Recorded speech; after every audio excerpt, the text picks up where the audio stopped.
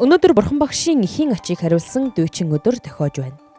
Энэ өдөрт зориулан Монголын Бурханы шинтний төв гандан тэгчлэн хийд хурал ном, айлдвар зэрэг бүтэн өдрийн арга хэмжээ зохион байгуулдаг уламжлалтай. Мөн энэ өдөр сүсэгтэн түмэн олон эцэг эхийнхээ ачийг санаж, ариун буйныг үлдэж, хилэнцэд нүглийг твчих, ижи аавыгаа баярлуулж, сайн үйл бүтээж, сайхан үг хэлж, Бурхан болоочдын ачлал буйныг нь дурсан хойтын буйнд зарин сайн үйлд хичээдэг. Ер нь одоо Бурхан багшийн их тэмдэглэлт 4 өдөр байдаг. Хаврын эхэн сарын шинийн 1-ээс 15-ны хооронд ирээд хувилгаан үзүүлсэн өдөр. Зуны эхэн сарын шинийн 15-нд бол одоо Бурхан багшийн эхийн хөвлөгөөс мэндэлсэн, төгс гэгэрсэн одоо их дүүчин өдөр гэж явдаг. За зуны адаг сарын шинийн 5 бол мөн одоо Бурхан багшийн номын хэрдэг эргүүлсэн дүүчин өдөр. За намрын адаг сарын шинийн 22 бол лава буюу одоо 33 тэнгэрийн орноос одоо бууж ирсэн өдөр гэж. Ийм одоо 4 их тэмдэглэлт дүүцэн өдөр байдаг.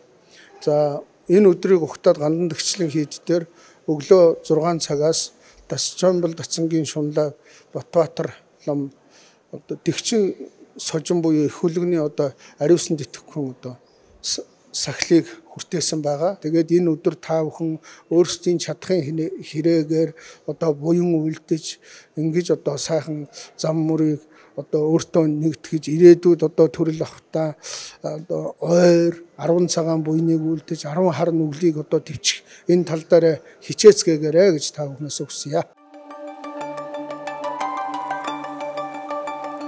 Энэ хорвоод эцэг эхийн хайраас илүү гарах элбэрэл гэж үгүй билээ.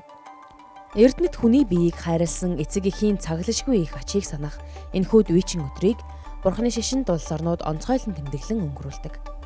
Бурхан багшийн эцэг эхийн ачлалыг хэрхэн хариулах тухай гэгээн сургаалт эцэг эхийн асрал хайр агуу бөгөөд нэгэн насанд хариулахад бэрх. Ачлалыг хариулахад эсэчээсний гэм хүнд болохыг хүмүүн төрлөختөнд сайтар ойлгуулахын тухайд номлосон байдаг.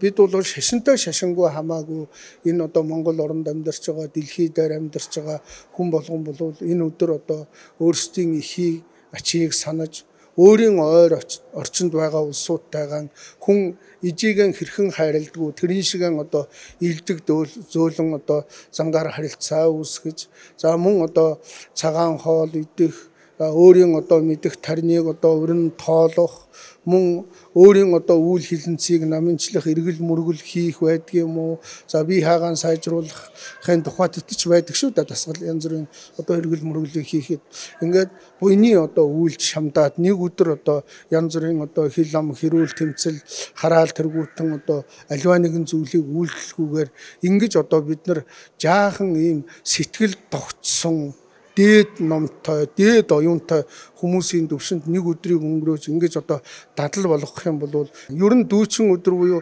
тэмдэглэлт өдрийн гол утга учир нь бол нийт одоо хүмүүсийг өөрийнхөө дотоод сэтгэл рүү хандаж сэтгэлээ тогтоож тэгээд сэтгэл тогтоод ирэхлээр гадагшаан илэрч байгаа бие хэлний үйлүүд маань зөвөрдөг учраас нийт одоо хүмүүс та бүхэн бол энэ буйны зүгт шамдалтай гэж хэлж байгаа маань бол өөрөө өөрийгөө шинжихүү тал дээр их ажиглаарай.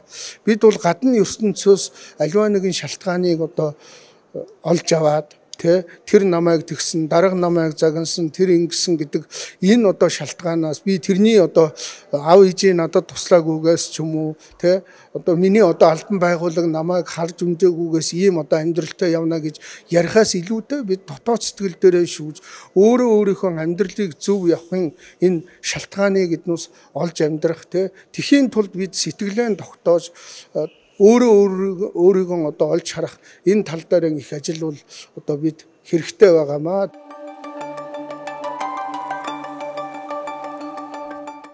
Бурхан багш төрөл таалсан ээжийнхээ ачийг хариулахаар 33 тэнгэрийн орноо залран очиж ээжтэй болон бусад тэнгэрүүдэд 3 сарын турш ном айлдаж ханцшгүй дээдийн номын өглөөр ээжигээ орчлонгоос гэтлхэн ийн нирваны хутагт хүргэн ээжийнхээ ачийг хариулаад намрын адаг сарын 22-ны өдөр 33 тэнгэрийн орноос эргэж замб твд залран ирсэн түүхтэй гэлцдэг.